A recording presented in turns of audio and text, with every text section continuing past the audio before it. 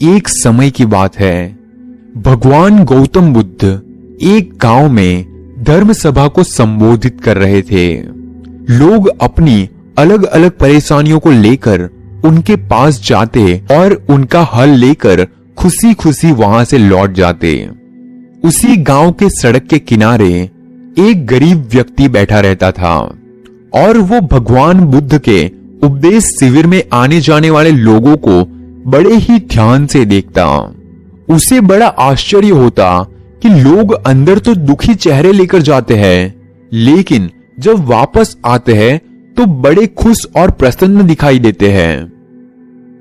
उस गरीब को लगा कि क्यों ना वो भी अपनी समस्या को भगवान के समक्ष रखे। मन में ये विचार लिए वो महात्मा बुद्ध के पास पहुंचा। लोग लाइन में खड़े होकर अपनी समस्या बता रहे थे और कुछ ही समय में उस गरीब व्यक्ति की बारी आई।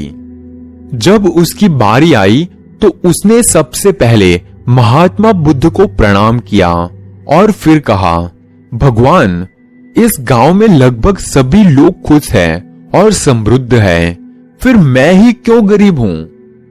इस पर गौतम बुद्ध मुस्कुराते हुए बोले, तुम गरीब और निर्धन इसीलिए हो क्योंकि तुमने आज तक किसी को कुछ भी नहीं दिया। इस बात पर वो गरीब व्यक्ति बड़ा आश्चर्यचकित हुआ और बोला, भगवान, मेरे पास भला दूसरों को देने के लिए क्या होगा? मेरा तो स्वयं का गुजारा काफी मुश्किल से हो पाता है। लोगों से भीख मांगकर अपना पेट भरता हूं और 2 टाइम का खाना भी जैसे वैसे करके खाता हूं। भगवान बुद्ध कुछ देर उसकी बातें सुनते रहे, फिर बोले, तुम सबसे बड़े अज्ञानी हो। औरों के साथ बांटने के लिए ईश्वर ने तुम्हें काफी सारी चीजें दी है, मुस्कुराहट दी है, जिससे तुम लोगों में आशा का संचार कर सकते हो। मुख दिया हुआ है ताकि तुम लोगों को 2 मीठे शब्द बोल सको, उनकी प्रशंसा कर सको, और 2 हाथ दिए हैं जिससे तुम लोगों की मदद कर सकते हो। ईश्वर ने जिसको ये 3 चीजें दी है वो कभी गरीब और निर्धन नहीं हो सकता। निर्धनता का विचार आदमी के मन में होता है और ये सिर्फ और सिर्फ एक भ्रम होता है, और इस भ्रम को निकालना ही हमारी जिंदगी का मकसद होता है, और इसे निकालना ही हमारी जिंदगी का मकसद होना चाहिए। अगर तुम अपने मन में गरीब होने का और पैसे ना होने का भाव अपने मन में आने दोगे तो वो तुम्हारी गरीबी का कारण बनेगा, और इसे अगर दूर कर दिया तो तुम्हारी गरीबी भी एक ना एक दिन दूर हो जाएगी। भगवान बुद्ध का ये संदेश सुनकर आदमी का चेहरा चमक उठा और उसने इस उपदेश को अपने जीवन में उतारा, जिससे वो कभी भी दुखी नहीं हुआ। फ्रेंड्स, वैसे आप भी कमेंट में बता सकते हैं कि ये कहानी से आपने क्या सीखा।